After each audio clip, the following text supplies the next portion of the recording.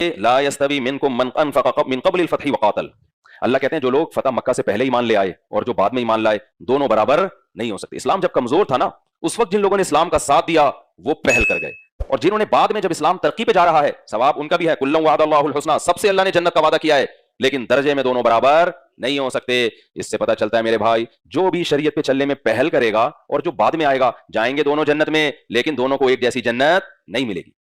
ایک دفعہ حضرت ابو سفیان رضی اللہ تعالیٰ عنہ، یہ تو عرب کے سردار تھے نا، یہ بھی تھے، اور حضرت بلال رضی اللہ تعالیٰ عنہ یہ غلام تھے. سیدنا عمر بن خطاب کا دور تھا، دور خلافت.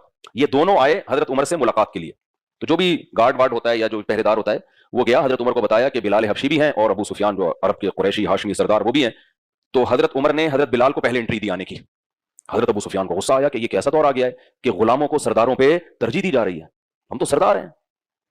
تو ایک اور صحابی تھے، ان کا نام میرے ذہن میں نہیں، انہوں نے حضرت ابو سفیان سے کہا کہ ابو سفیان جب اسلام کمزور تھا تو بلال نے پہل کی تھی، ہم لوگ مخالفت کر رہے تھے، ان کو گرم لیتوں پہ لٹایا جاتا، ان کے سینے پہ پتھر رکھے جاتے، یہ پھر بھی احد احد کا نعرہ لگاتے، اور یہ کمزور تھے اور ہم ان کی مخالفت میں لگے ہوئے تھے.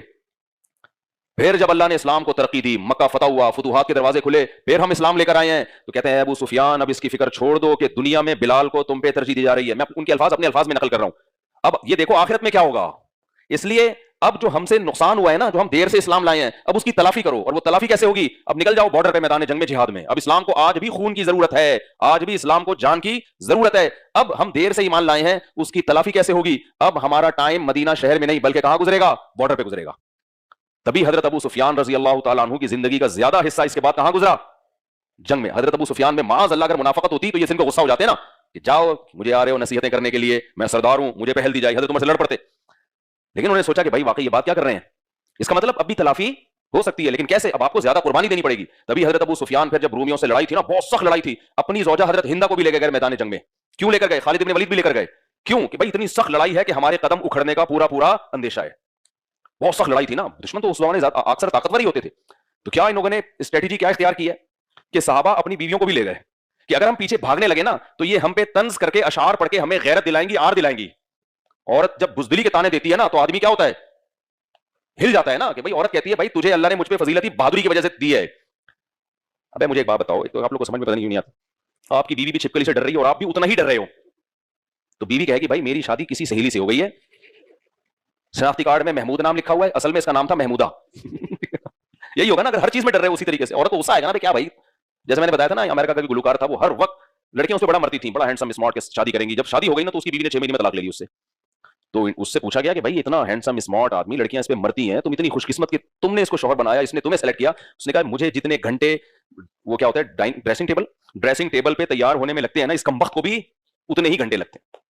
یہ بھی وہیں لگا رہتا ہے لپسٹک پاؤڈر میں اور یوں لگا رہتا ہے. عورتوں پہ تو یہ باتیں سوٹ کرتی ہیں، آدمی پہ تھوڑی سوٹ کرتی ہیں. بھائی لگا تھوڑا سا جھاڑو پھر ڈیٹول سے نہا لے، اس دن جس دن کسی تقریب میں جانا ہے تھوڑا سا ریگمال مل لے، بس ختم ہو گیا.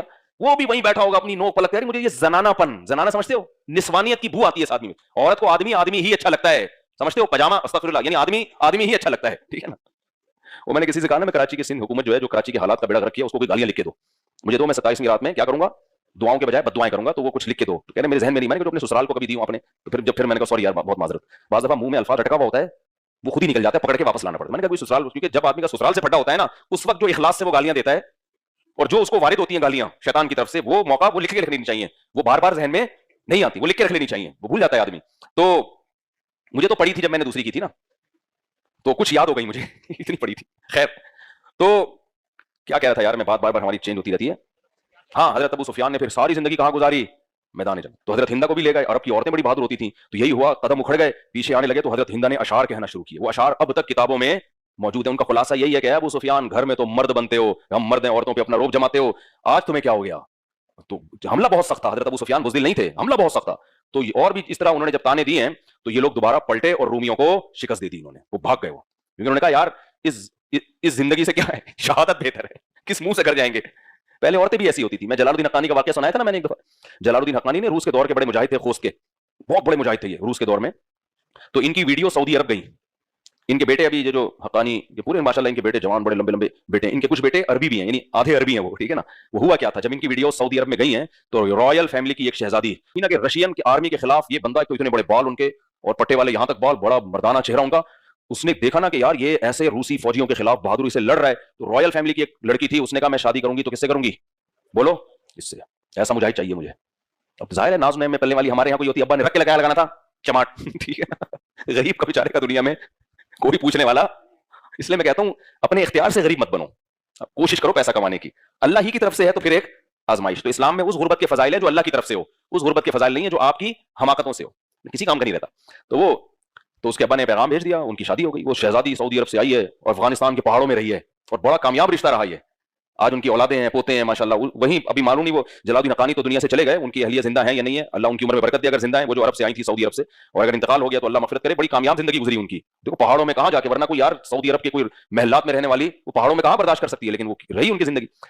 تو اللہ نے کیا وہ کیا تھا، حضرت ہندا نے جب اشعار پڑھے ہیں نا، اور باقیوں نے بھی، تو وہ سب کیا ہوئے ہیں، پلٹے۔ وہ اشعار آج تک عربی ادب کی کتابوں میں لکھے ہوئے ہیں۔ تو یہ میں کیوں اتنا لمبا واقعہ سنا رہا ہوں بھائی؟ آج اگر دیر سے توبہ کی ہے نا تو اس کی تلافی بولو ہو سکتی ہے۔ جو کمی کوتاہیاں ہوئی ہیں ان کو پورا کرنے کی کوشش کرو۔ ہمارے حضرت کے دور میں، ہمارے حضرت جب زندہ تھے تو ایک آفیسر تھے، 60 سال کی عمر میں انہوں نے توبہ کی، اللہ نے توبہ کی توفیق دے دی، لیکن ان کو بڑا احساس تھا کہ میری 60 سال کی زندگی غلط گزری ہے، لیکن ہم نے دیکھا کہ انہوں نے اس کی تلافی کی۔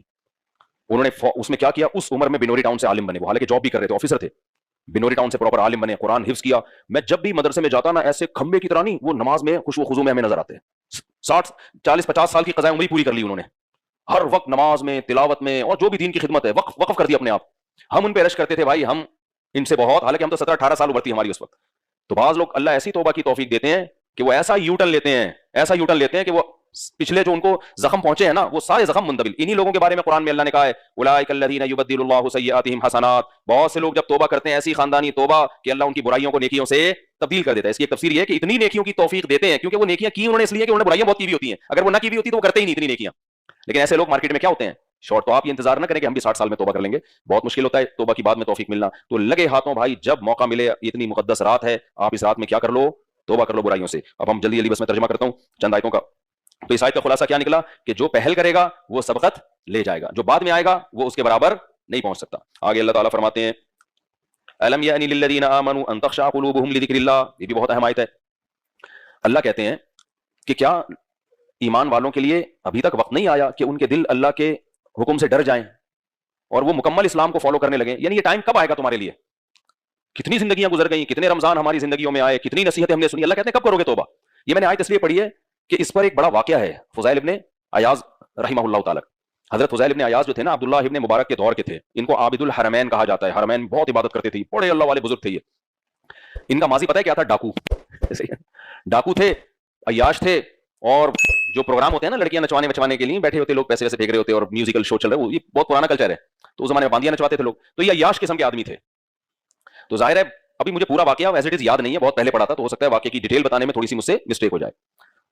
تو ان کو روکتے ہوں گے ان کے رشتہ دار، ان کے والدین۔ ایک دفعہ یہ کہیں چھپ کے نا دیوار پھلانگ کے جا رہے تھے کہیں کوئی برائی کے ارادے سے، تو کہتے ہیں کہ دو روایتیں اس میں ملتی ہیں کہ دیوار سے آواز آئی یا اس نے ان کے پاس جو موسیقی کا آلہ تھا نا اس کو بجانے کی کوشش کی، تو بجا رہے ہیں تو بجائے موسیقی کے یہ آیت قرآن کی اناؤنس ہونا شروع ہو گئی۔ یہ اللہ تعالیٰ بعض دفعہ کسی پر رحم کر کے، کوئی بلڈ میں کوئی اچھے لوگوں کا خون ہوتا ہے یا کوئی زندگی میں کبھی نیکی کی ہوتی ہے انہوں نے، بعض برے لوگوں نے بھی کبھی کبھار زندگی میں کوئی ایسی نیکی کر لی ہوتی ہے، جیسے حدیث میں آتا ہے کہ ایک صحابی نبی کے پاس آئے، ایمان پہلے کافر تھے، ایمان قبول کیا، مسلمان ہوئے، اور پھر بتایا کہ یا رسول اللہ میں نے حالت کفر میں 100 لڑکیوں کو زندہ دفن ہونے سے بچایا ہے عرب میں۔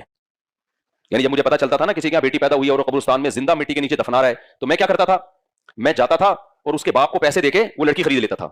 میں کہتا تھا بھائی تو یہ چاہتا ہے نا یہ تیری نظروں سے دور ہو جائے تو قتل مت کر، میرے حوالے کر دے، میں اس کو تیری نظروں سے کبھی بھی تجھے دیکھنا نہیں ملے گا۔ یہ تو مالدار تھے، تو 100 لڑکیوں کو زندہ دفن ہونے سے بچایا ہے پیسے دے کے، لیکن حالت کفر میں۔ تو عرض کیا کہ یا رسول اللہ کیا اللہ میری اس نیکی پر مجھے اجر دے گا؟ کیونکہ کفر میں کسی نیکی پہ اجر نہیں ملتا۔ تو آپ نے کیا فرمایا، اسی کی وجہ سے اللہ نے تمہیں ایمان کی توفیق دی ہے۔ تو بعض کافر کوئی نیک عمل کر لیتا ہے، بعض برا آدمی کوئی نیک عمل ایسا کر لیتا ہے کہ اللہ تو قدردان ہے نا، تو اللہ اس کے ساتھ کوئی ایسا معاملہ اس نیکی کی وجہ سے کر لیتے ہیں کہ اس کو توبہ کی توفیق مل جاتی ہے۔ تو ان کے ساتھ بھی ایسا ہی ہوا۔ تو یہ بھی بجا رہے ہیں، آواز نہیں آ رہی، تو ایک دم اچانک آواز آئی ہے، یہ آیت الم یأنی للذین آمنوا، اے ایمان والو کیا تمہارے لیے ابھی تک وقت نہیں آیا، ان تخشع قلوبہم لذکر اللہ وما نزل من الحق، کہ اللہ نے جو اپنی کتاب نازل کی ہے جس میں حق باتیں کی ہیں ان کے سامنے تمہارے دل جھک جائیں۔ یعنی اللہ سوال کر رہے ہیں کہ یہ ٹائم کب آئے گا؟ کیا ساری زندگی اسی رنگ رلیوں میں شراب کباب میں گزار دو گے؟ پھر اللہ نے آگے کیا فرمایا، ولا یکونوا کالذین اوتوا الکتاب من قبل، اوتوا الکتاب کو بھی، یہود و نصارہ کو بھی تورات اور انجیل ملی تھی، انہوں نے تورات اور انجیل کو فوکس نہیں کیا، کس میں لگ گئے؟ نائٹ کلبوں میں، شراب کباب میں۔ پھر ان کے دل کیا ہو گئے؟ سخت۔ इतने सख्त हो गए, अब उन पे तौरात पढ़ के सुनाई जाए उन पे कोई असर नहीं होता, वो एक हिस्ट्री की किताब समझते हैं उसको।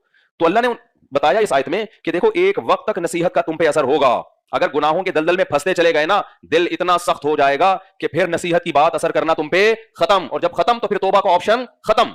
तो क्योंकि इनके दिल में कुछ नरमी थी ना, तो ये नसीहत हो गई कि भाई इतना गुनाहों में आगे ना जाओ कि आज अल्लाह नसीहत कर रहा है, कल वो नसीहत तुम पे असर नहीं होगी। जब इन्होंने देखा ना ये आवाज आई है गैब से, ये आयत, तो क्योंकि अरबी तो जानते थे, फौरन इन्होंने कहा, कुरान के अल्फाज देखो, अलम यानी लिल्लज़ीना आमनू, ए ईमान वालों अभी तक टाइम नहीं आया। इन्होंने फौरन अपना वो बाजा फेंका और कहा, कद आना या रब्बी, ऐ मेरे रब आ गया है वक्त। क्या हो गया है? आ गया, बस ये लास्ट था, आखिरी था, वहीं से यूटर्न लिया इन्होंने, वहीं से क्या किया, वापस पलटे हैं और ये चीखते हुए जा रहे हैं, कद आना या रब्बी कद। इनको अंदाजा हो गया कि ये जो गैबी आवाज है ये कोई इत्तेफाक नहीं है, ये कोई मेरे दिमाग का फॉल्ट नहीं है, ये किसकी तरफ से मुझे तंबी हुई है, अल्लाह की, और ये बार बार नहीं होगी, एक दफा हुई है। और इसमें कितनी सख्त तंबी है कि अगर अभी इस तंबी से तूने रुजू नहीं किया तो बाद में तंबी होगी भी तो तुझ पे असर नहीं होगा। फौरन पलटे हैं, कद आना या रब्बी, ऐ मेरे रब आ गया वक्त। और फिर वही किया जो मैंने भी बताया, जिंदगी जवानी गुनाहों में, इन्होंने कहा मैं उसकी तलाफी करूंगा। तलाफी कैसे होती है भाई, जितने गुनाह किए हैं इबादत उतनी ही कसरत से। तो हरम में बैठ के अल्लाह अल्लाह करते थे, सदका तो खैरात करते थे, इतने इबादत गुजार के इनका लक़ब अब फुज़ैल इब्न अयास के नाम से नहीं, आबिदुल हरमैन के नाम से इनका लक़ब मशहूर हो गया। तो भाई हम सब की ये, मैं जो बातें कर रहा हूं अपने लिए भी कर रहा हूं, हर बार अल्लाह मौका नहीं देगा, अगर चलते चले गए ना आगे दलदल में। मैं तभी कहता हूं यार, इस जमाने का सबसे बड़ा फितना बेहयाई है। खुदा की कसम मुझे 4 शादियों पे बयान का शौक नहीं है, लोग समझते हैं पागल हो गया है। मैं आपको जिना से रोकने के लिए हलाल की बात करता हूं, क्योंकि नहीं रुकेगा अगर निकाह की तरफ नहीं आओगे। ये भूख की तरह है, भूख की तरह, आप भूखे को रोटी ना दो और उसे बोलो कि रोटी चोरी करके नहीं खानी है, चंद दिन सबर करेगा उसके बाद चोरी की तरफ जाएगा, क्योंकि भूख खत्म नहीं होती। उसका हल ये है कि जहां चोरी से उसको रोकोगे वहां हलाल का इंतजाम भी तो करके दोगे ना उसको, कि भाई ये हलाल तरीके से खा ले, और फिर वो बच जाएगा भूख से। तो मर्द और औरत में अल्लाह ने अट्रैक्शन जो रखी है एक दूसरे की तरफ, ये नेचुरल है, ये नेचुरल है। तो नेचर से कौन लड़ सकता है? आपको भूख लगती है, नेचुरल है या नहीं है? ये आपके बुरे होने की अलामत है भूख लगना। बोलो ना क्या हो गया भाई, आपको भूख लग रही है तो क्या बुरे आदमी हो? हमें तो भूख लग रही होती है तो बयान छोड़ देता हूं भाई, मेरे से नहीं हो रहा, भूख लग रही है, खाना खिलाओ पहले। ये तो नेचुरल है, हमारे नबी को भी भूख लगती थी। एक दफा रात को आप तशरीफ लाए, इतनी सख्त भूख की हालत कि कहीं बैठे हुए थे, वो जगह छोड़कर आ गया। पूछा तो फिर किसी ने बताया कि एक बकरी का दूध रखा हुआ है, वो आपने पिया और सैर हुए। ये तो नेचुरल है। तो ऐसा ही भाई, मर्द की औरत की तरफ अट्रैक्शन और लड़की की लड़के की तरफ अट्रैक्शन, ये क्या है? ये बुरा होने की अलामत नहीं है, ये क्या है? नेचुरल है। तो इस्लाम चूंकि दीन फितरत है, इस्लाम ये नहीं कहता इस ख्वाहिश को कुचल के खत्म कर दो। इस्लाम कहता है ये मैंने रखी इसलिए कि मिले दोनों आपस में। लेकिन एक गधे घोड़ों वाला तरीका है कि गधा गधी के साथ फिजिकल रिलेशन करता है, मैरिज का कोई, निकाह का कोई इंतजाम नहीं करता। कुत्ता अपनी फीमेल के साथ रिलेशन तो कायम करता है, कोई मैरिज का रिलेशन उनके दरमियान नहीं होता। ये गधे घोड़ों का तरीका है, और एक इंसानों का, पैगंबरों का तरीका, मोहम्मद सल्लल्लाहु अलैहि वसल्लम का, आदम अलैहिस्सलाम का, मूसा अलैहिस्सलाम का, शुएब अलैहिस्सलाम का, नूह अलैहिस्सलाम का, लूत अलैहिस्सलाम का, वो तरीका क्या है भाई? निकाह करो तुम, तो छोड़ दो सोसाइटी की ऐसी की तैसी। तो इसलिए निकाह को प्रमोट करो, जल्द निकाह को प्रमोट करो, ज्यादा शादियों को प्रमोट करो। इससे क्या होगा? अल्लाह को जिना से बहुत नफरत है मेरे भाई। इस्लाम में कुफर की सजा रजम नहीं है। कोई काफिर हो जाए ना तो ये नहीं है कि जमीन में गाड़ के पत्थरों से मार दो, बल्कि उसको तो मोहलत दी जाती है कि भाई तेरे क्या शुकों को शुभात है, बता क्यों, इश्काल क्या है तुझे।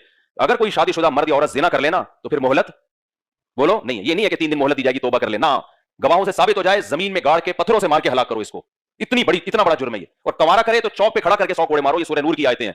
अल्लाह को जिना से थोड़ी नफरत नहीं है, बोलो बहुत ज्यादा नफरत है। यूसुफ अलैहिस्सलाम मिस्र के जेल में थे, मिस्र के महल में थे, मुलाजिम थे, बादशाह की बीवी डोरे डाल रही है, दरवाजे बंद करके जिना की दावत दे रही है। तो बताओ ऐसी शदीद मजबूरी में कोई और होता तो शायद अपने लिए कोई गुंजाइश निकाल लेता, लेकिन अल्लाह की नजर में कोई गुंजाइश नहीं है। तभी यूसुफ अलैहिस्सलाम इस कंडीशन में, जबकि कुरान कह रहे हैं दिल उनका भी माइल था, क्योंकि नौजवान थे वो, शहवत उनमें भी थी, दिल माइल था, इसके बावजूद दरवाजों की तरफ भागे कि किसी तरह मैं अपने आप को बचाऊं। और फिर उस जुलेखा ने धमकी दी कि अगर तूने मेरी ख्वाहिश पूरी नहीं की मैं जेल में डाल दूंगी, कोई देखने वाला नहीं है, कोई बदनामी का खतरा नहीं है, और रिश्ते का हुसूल भी मुमकिन है अजनबी मुल्क में। तो क्या कह रहे हैं? रब्बि सिजनु अहब्बु इलैया मिम्मा यदऊननी इलैहि, ऐ अल्लाह मुझे जेल ज्यादा महबूब है उस गुनाह से जिसकी तरफ ये मुझे दावत दे रही है। इससे पता चलता है भाई जिना किसी भी कीमत पे आपके लिए हलाल नहीं है। और जिना में और मुता में अहले सुन्नत वल जमात के नजदीक कोई फर्क नहीं है, क्योंकि अब इस तरह की भी कोई न्यूज आ रही है एक्चुअली जिना से बचने के लिए अगर मुता कर लें तो क्या जाए भाई। मुता और जिना क्या है? जिना पे 2 बंदों को गवाह बना दो तो मुता बन जाता है, कोई फर्क नहीं है। समझते हो कि नहीं समझते हो? तो आपके पास बुराई से बचने के लिए सिर्फ एक ऑप्शन है, वो क्या है? निकाह। और उसमें जो पसंद आ रही है पैगाम भेजो, शादी करो, ऐसी की लिख के लगा दो यहाँ पे, ऐसी की तैसी। क्योंकि ये तमीज से होने वाला काम है नहीं, मैं इसलिए थोड़ी आपको इतने मोटिवेट करूं, मुझे पता है हम भी इसी सोसाइटी में, ये तमीज से नहीं होता। ऐसा नहीं होता कि आपकी फुप्पो भी कहेंगी जैसी शादी का सुना वेल डन, अब्बा भी कहेगा वेल डन, अम्मा भी कहेगी, फौरन कान खड़े हो जाएंगे, क्या हो गया, पागल हो गया क्या, पागल हो गया क्या? तो आप बोलो हम पागल। तो इसलिए मेरे भाई अपने आप को बुराई से बचाओ, इससे लड़कियों को भी फायदा होगा, उनको भी, वो भी बुराई से बचेंगी। यूनिवर्सिटियों में देखो ना, यूनिवर्सिटियां कम है और बेहयाई के अड्डे ज्यादा बने हुए हैं, बेहयाई के अड्डे ज्यादा बनी हुई यूनिवर्सिटी, स्कूल, कॉलेज, सब गधे घोड़े वाला सेटअप है। इंसान मार्केट से क्या हो रहे हैं? शॉर्ट गधे घोड़े बन रहे हैं। 4 बीवियां रखो, सर उठा के जियो ऐसी। घर में नहीं बेशक सर उठा सकते, बाहर तो उठाओगे ना। क्या ख्याल है? ऐसी की तैसी यार। तो और ये इज्जत आने जाने वाली चीज है, थोड़ी दिन बेइज्जती होगी फिर इज्जत, फिर आपकी अपनी इतनी औलादें होंगी, क्या करना है दूसरों से। और वैसे भी यार हिदाया फिक़ा की बड़ी मशहूर किताब है, उसमें गुलाम को ना इस्लाम में 2 शादियों की इजाजत है, गुलाम को 4 की इजाजत नहीं है, क्योंकि गुलाम होता है वो। तो उसकी हिकमत उलमा ने लिखी है, लिअन्न तज़व्वुज बिअरबाइ हराइर मिन करामाति बनी आदम, कि गुलाम जो है ना, चूंकि वो गुलाम होता है तो, और इंसान गुलाम बन नहीं सकते, तो वो तो जंग में कैदी होकर गुलाम बना है वो, तो उसमें गोया कि वो इंसान वाला उनसर उसमें पूरे तौर पर नहीं है, जंगी कैदी है ना वो, गुलाम बन गया वो, तो इसलिए उसको सिर्फ 2 की इजाजत है, समझ रहे हो। लेकिन जो आजाद आदमी वो पूरा, चूंकि हर तरह से इंसानों वाले हकाम उस पर जारी हो रहे हैं, तो साहिब हिदाया लिखते हैं, जो फिक़ह के बहुत बड़े इमाम गुजरे हैं, कहते हैं कि अल्लाह ने जो मर्द को 4 की इजाजत दी है ना, ये बनी आदम को अल्लाह ने इज्जत दी है, ये सोसाइटी में बेइज्जती कराने के लिए ये हुक्म नहीं दिया कि लोग कहें 2 लेके घूमे, 3 लेके, सब बेइज्जतियां करें, ना ना ना। अल्लाह का मकसद क्या था? इंसान को इज्जत देना। समझ रहे हो कि नहीं समझ रहे? तो आज देखो हमारा मुर्गा 4 लेके घूम रहे हैं, वो इज्जतदार है। अब खवातीन बैठी हुई हैं, गुस्सा हो जाती हैं, मैं बार बार कहता हूं मैं खवातीन ही के लिए ये बात कर रहा हूं। आपकी तो शादी हो गई, बहुत सी बेवा तलाक याफ्ता कवारियां घरों में सड़ रही हैं, वो भी तो औरत ही है ना भाई। तो इसलिए जिना ना करो, 4 शादियां भाई आपकी मर्जी है, लेकिन जिना के करीब बोलो मत फटको। जिना से अल्लाह को बहुत ज्यादा नफरत है, और जिना से भी, और जो चीज जिना के करीब लेके जाती है, शराब कबाब आपको कहां लेके जाते हैं? बोलो जिना की तरफ। और लड़कियों से दोस्तियां, जो जितने नंबर है ना, आज मुकद्दस रात है, डिलीट कर दो सारे नंबर, सिर्फ 4 रखो, यानी ऑप्शन के लिए। उनको बोलो भाई मैं शादी करना चाहता हूं, अगर एग्री हो तो बस ज्यादा लंबा नहीं चलाना इसको, ठीक है मैं आ रहा हूं पैगाम लेके। एग्री नहीं हो, मुझे 2 से 3 दिन के अंदर जवाब चाहिए। वो लड़कियां भी घसीटती हैं, चस्के लेती हैं, ठीक है अभी हम गौर करते हैं, पहले अंडरस्टैंडिंग तो होने दो। मलेशिया में क्या होता है, 10-10 साल अंडरस्टैंडिंग होती है, उसके बाद शादी के अगले दिन तलाक हो जाती है। गोरे भी ऐसे ही करते हैं, 50-50 साल में बच्चे उनकी शादी हो चुकी, बच्चे पहले होते हैं, बच्चे अब्बा अम्मा की शादी में तंबू लगा रहे होते हैं, और अगले दिन फिर तलाक हो जाती है उनमें। ये बकवास है भाई। शादी से पहले की जिंदगी में और बाद में जमीन और आसमान का फर्क है। अक्सर ये जो सेटिंगों की शादियां हैं ना, जिनमें मैं नहीं कह रहा मोहब्बत की शादी मत करो, मोहब्बत की शादी और सेटिंगों की शादियों में फर्क है। जहां अट्रैक्शन है वही करो, लेकिन जब दोस्ती हो गई ना जहां पे, अब गालिब ये है कि वहां शादी कामयाब नहीं होगी आपकी। दोस्ती लगानी ना आपने लड़की से, घंटों घंटों लगे रहते हो फोन पे, अब खतरा है कि शादी के बाद ये प्रोग्राम क्या हो जाएगा आपका, उड़ जाएगा। तो दोस्तियों के बाद निकाह अक्सर नाकाम होता है। हाँ मोहब्बत वाला निकाह तो करना चाहिए, तो है कि जहां मोहब्बत तो वही निकाह करो। तो दोनों में बड़ा फर्क है। तो 4 नंबर रख लो और उनको चारों को पैगाम भेज दो। अब आप सेलेक्ट कर लो इनमें कौन सी वाली है, इस्तिखारा भी कर लो। तो उसके बाद फिर बोलो भाई मैंने बयान सुना है, और मुफ्ती साहब का बयान मैंने सुना है, लेकिन मुफ्ती साहब की बात नहीं, ये बात किसकी है? अल्लाह की बात है। मुफ्ती साहब क्या भाई, मुफ्ती साहब तो अंडा मोड़ में रहने वाला एक आम सा इंसान है, लेकिन बात उसने कुरान की है, अल्लाह की है, जिस अल्लाह ने हमें खिलाया पिलाया। तो इस सिलसिले में मैं आपके यहाँ पैगाम भेजना चाहता हूँ। तो मुझे हाँ या ना में 3 दिन के अंदर जवाब चाहिए। क्या चाहिए? 3 दिन के अंदर हाँ या ना, दाएं बाएं जाने की जरूरत नहीं। कोई और मेरे बारे में पूछना है, तनख्वाह से मुताल्लिक पूछना है, तो डोले वोले तो तुमने फेसबुक की तस्वीरों में देख ली होंगे। आजकल तो कोई तमीज से तस्वीर ही नहीं रखता फेसबुक पे, स्टाइल देखो यूं करके खिंचवाई हुई होगी। मैं जब किसी से मांगता हूं ना, कोई जानने वाला कोई रिश्ता विश्ता का, क्या अपनी तस्वीर में टेढ़ी मेरी तस्वीरें भेज रहा होता है, स्टाइलिश थे सब भाई। मैं तो रिश्ते कराता नहीं हूं, लेकिन बहुत ही कोई करीबी हो भाई, तू तमीज से खड़ा हो जा, सीधा भेज दे तस्वीरें। वो भेजेगा साहिल समंदर की, यूं करके घूम रहा है ना, आधा यहाँ है आधा, ठीक है ना। वही इब्तिदाई इश्क में दिल हुआ यूं खराब आधा, कि जैसे सीख पे चढ़ते ही जल जाए कबाब आधा। शायर कहता है लगता है मेरे महबूब की ये आंख गायब है, कि उसने जब भी पलटा है तो पलटा है नकाब आधा। जैसे महबूब औरतें भी इसी तरह कर रही होती है ना, साइड पोज हो रहा है, और ये मर्द भी ऐसे कर रहे हैं भाई। वो पूरा अपने आप को मुंह दिखा दे, तू सामने से कैसा है, तो नहीं स्टाइल। तो आपने क्या करना है, उन चारों को जो कमा रहे हैं, वो चारों को क्या करें, बोल दें भाई ये 4 सिलेक्टेड है, बाकी तो बगैर बताए ब्लॉक कर दें। थोड़ी जो आपको लगे कि नहीं ये नहीं शादी हो सकती, ब्लॉक मारो यार उसको। और 4 जो है उनमें से आप उनको पैगाम भेज दें और बोल दें कि भाई 3 दिन के अंदर मुझे हाँ या ना में जवाब चाहिए, ठीक है ना। तो आए ईरान तुरान करने की जरूरत नहीं है, जो मेरे बारे में तुम्हें मालूमात चाहिए मैं देने के लिए तैयार हूं। मालूमात दे दें उसको, हाँ हो जाए, चलो भाई अब निकाह होगा। डायरेक्ट क्या होगा, मंगनी मंगनी नहीं है, डायरेक्ट क्या होगा, निकाह होगा। चलो जी कोर्ट में चलते हैं या मस्जिद में मौलवी साहब के पास चलते हैं, जहां भी आपकी मर्जी हो भाई, जाके निकाह करो और रुखसती करके मार्केट से उसको शाक करो, ठीक है ना। ऐसी की तैसी। फिल्मों में देखा होगा ना, घोड़े पे लेके भगा दिया, तो ओरिजिनल में भी करो ये काम, लेकिन फिल्मों में तो पता नहीं कहां भगा के ले जाते, तुम घर में लेकर आओ उसको। अब्बा घर में नहीं घुसने दे रहे तो किराए पे एक दूसरा घर ले लो। अब्बा के भी बड़े मसाइल हैं यार, आजकल बहुत ज्यादा मसाइल हैं, अब्बा के करने ही नहीं देते, तो आपने कहीं और किराए पे घर ले लो। एक आध बच्चा पैदा होगा, अब्बा को लाके दिखाओ अब्बा आपका पोता है, तो अब्बा को पोते से वैसे ही बड़ी मोहब्बत होती, प्यार आएगा। अब्बा कहेगा ले आप बहू को भी ले आया यार, तो फिर एक और कर लो। बोलो अब्बा जब क्या कहते, तो ऐसे 4 पोते हो जाएं तो क्या जा रहा है। तो खुलासा ये मेरे भाई, जिना से क्या करो, तौबा। आज भी बड़ी रात है, रात को अल्लाह से, अगर किसी से खुदा न ख्वास्ता जिना हो गया, गिड़गिड़ा के अल्लाह से दुआ मांग, अल्लाह से मांगे अल्लाह इस अजाब से मुझे हमेशा के लिए बचा ले, शराब से बचा ले। शराब नहीं छूटी, लेकिन छोड़ने वाले छोड़ देते हैं। मैं अपने एक दोस्त का वाकया सुनाता हूं ना, इंडियन, वो नशे के आदी थे। वो कहते हैं मैं नशा सिर्फ पीता नहीं था, करता नहीं था, बेचता भी था, बहुत खतरनाक नशे किए। कह रहे जब तौबा का तबलीग में सरोजा लगा था, तबलीग ने भी बड़े बड़े लोगों को इंसान का बच्चा बनाया यार। कह रहे हैं सरोजा लगा, मैंने कहा कि बाप बस अब खत्म। कैसे खत्म करें भाई, तड़पता है जिस्म। कहते हैं मैंने अपने आप को घर के अंदर 6 महीने के लिए बंद कर दिया। माँ से कहा मुझे यही खाना मिल जाए, माँ मैं 6 महीने से पहले इस कमरे से बाहर नहीं, चीखूंगा, दीवारों से सर मारूंगा, कमरे से बाहर नहीं निकलूंगा, मैं मरूंगा यही मरूंगा, मैं खाना पीना मुझे यहां मिल जाए, थोड़ा धूप रोशनी का इंतजाम था कमरे में, जुम्मा भी नहीं पढ़ने जाऊंगा। कह रहे क्यों, मुझे जुम्मा पढ़ने जाता ना मैं अगर, तो मेरे वो छुट्टे वाले दोस्त मिल जाते मुझे वहां पे, پھر ان کو دیکھ کے خیال آتا ہے کہ جمعے کے بعد ایک اگر ہو جائے تو کیا چل رہا ہے. تو میرا خیال ہے اللہ اس کو معاف کر دے گا, جمعے چھوڑنے کا گناہ نہیں دے گا, کیونکہ وہ بڑے عذاب سے بچنے کے لیے یہ کر رہا ہے کہ اس کو پتا ہے جمعہ پڑھوں گا تو پھر چھٹے پہ, تو ایسے جمعے کا کیا فائدہ. تو کہہ رہے میں نے بس شرعی مسئلہ مجھے نہیں معلوم تھا, لیکن میں نے کہا اللہ مجھے معذور سمجھے گا, میں نہیں پڑھوں گا جمعہ بھی نہیں. کہہ رہا گھر میں نمازیں پڑھی, اپنے آپ کو مصروف رکھا, سوتا رہا. تو 6 مہینے تو بہت ہوتے ہیں, نشہ ایسا ٹوٹا ہے. کہہ رہے صرف نشہ نہیں کھتا, ایسی صحت اچھی ہو گئی ماشاءاللہ, نشہ بھی ٹوٹ گیا. اور کہہ رہے مجھ میں قوت ارادی اتنی مضبوط ہو گئی ہے, قوت ارادی. لوگ کہتے ہیں نا میں یہ کام کرنا چاہتا ہوں ہوتا نہیں ہے, کہہ رہے میں جو کرنا چاہتا ہوں الحمدللہ کر لیتا ہوں. یہ ایک بہت بڑی کوالٹی, قوت ارادی مضبوط ہو جاتی ہے انسان کی. تو اس لیے بھائی جو نشہ کر رہے ہیں, پینے پلانے کا معمول ہے, چھوڑ دیں. سمجھتے ہو کہ نہیں سمجھتے, آئس لے رہے ہیں, پتہ نہیں کیا کیا کر رہے ہو, تو توبہ کی رات ہے, اس میں اللہ سے ان گناہوں کی توبہ. اور سندھ حکومت کے لیے خصوصی بددعائیں, جن کی وجہ سے یہ ڈاکو کیا کر رہے ہیں. سندھ حکومت میں سارے برے نہیں ہیں, جو ان حالات کے ذمہ دار ہیں اسپیسیفک وہیں پہ دعا بھیجنا ہے. سنو کل سارے ہی لیٹے ہوئے ہوں کہیں. جو ان حالات کے ذمہ دار ہیں, میں نام بھی بتا سکتا ہوں کون ہے, لیکن ہمارے شخصیتوں سے وہ نہیں ہے, ہمیں کیا کرنا ہے. جو متعلقہ امور کے ذمہ دار ہوتے ہیں نا, تو کہو کہ اللہ جو بھی ہے, جس نام کا بھی ہے, اس کو ہدایت ہے, ہدایت کے قابل نہیں ہے, اس سے ہمیں جان چھڑا لے. تو اللہ سمجھنے کی عمل کی توفیق عطا فرمائے. ہماری جلدی بتاؤ, سوال آئے ہیں بہت سارے بھائی. ہاں, نماز پڑھتے ہوئے یا تراویح یا قرآن پڑھتے وقت مجھے گیس کا مسئلہ ہے. گیس کا تو پورے ملک میں مسئلہ ہے میرے بھائی, کیا خیال ہے؟ گیس ہی تو نہیں آ رہی, چولہا جلاؤ, سحری کے وقت میں گیس غائب ہو جاتی ہے, اور آپ کو گیس کا مسئلہ ہے یار. تو آپ سوئی گیس والوں سے رابطہ کریں, بولے میرے پاس کچھ اضافی گیس ہے, صحیح ہے نا. بہرحال گیس کا مسئلہ ہے, تو اس کو روک کر عبادت کرنا جائز ہے, لیکن یہ کہ پیٹ اس سے خراب ہوتا ہے. انہوں نے پوچھا گیس روک کے نماز پڑھ سکتا ہوں, کر سکتے ہیں. گیس خارج کر کے نماز پڑھنا جائز نہیں ہے, روک کے تو پڑھ سکتے ہیں, لیکن پیٹ خراب ہوتا ہے اس سے. تو اس کا حل یہ ہے کہ ہلکے ہو جائیں, پھر آرام سے پڑھ لیں, بہتر ہے. بہت سے لوگوں کو اکثر شک ہوتا ہے کہ ابے پھر دوسرا بھی گیس کا مسئلہ ہے یار. دیکھو, یہ سوال کے بجائے پڑھنے کے بجائے میں جواب دے دیتا ہوں, جواب سے سوال بھی سمجھ میں آ جائے گا. جب تک 100% یقین نہ ہو گیس نکلنے کا, اس وقت تک وضو نہیں ٹوٹتا. بعض لوگوں کو ایسے شک ہوتا ہے کہ پتہ نہیں گیس نکلی ہے, ہوا خارج ہوئی ہے, نہ اتنا یقین ہو کہ قسم اٹھا کے بول سکیں کہ ہاں بھائی وضو ٹوٹا ہے. پیشاب کے قطرے کا بھی یہی ہے, شک ہوتا ہے قطرہ نکلا کہ نہیں نکلا. جب اتنا یقین ہو نا قطرہ نکلنے کا کہ سامنے والا پوچھے کہ یقین ہے, آپ قسم اٹھا کے بولیں. بعض لوگ کہتے ہیں ہمیں یہ نہیں پتہ چلتا کہ ہم قسم اٹھا کے بول سکتے کہ نہیں بول سکتے, اس کا مطلب یقین نہیں ہے آپ کو. تو جب تک یقین نہ ہو اس وقت تک وضو نہیں ٹوٹتا.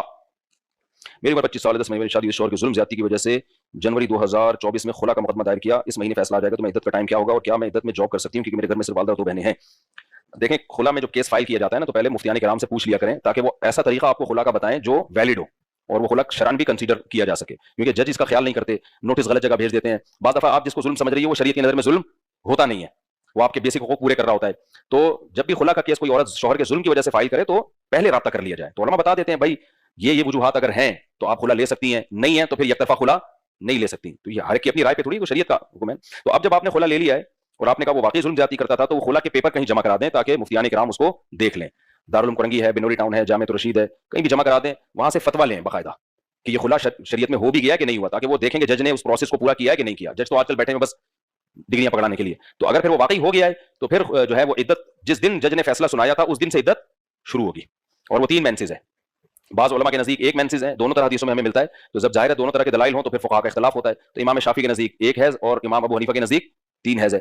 تو 3 مینسز جب گزر جائیں تو آپ جہاں چاہیں نکاح کر سکتی ہیں. عدت میں گھر سے نکلنا جائز نہیں ہے, لیکن کمانے کی مجبوری ہو تو پھر نکلنا جائز ہے. اب کمانے کی مجبوری ہونی تو نہیں چاہیے, کیونکہ عدت کا خرچہ شوہر کے ذمہ ہے.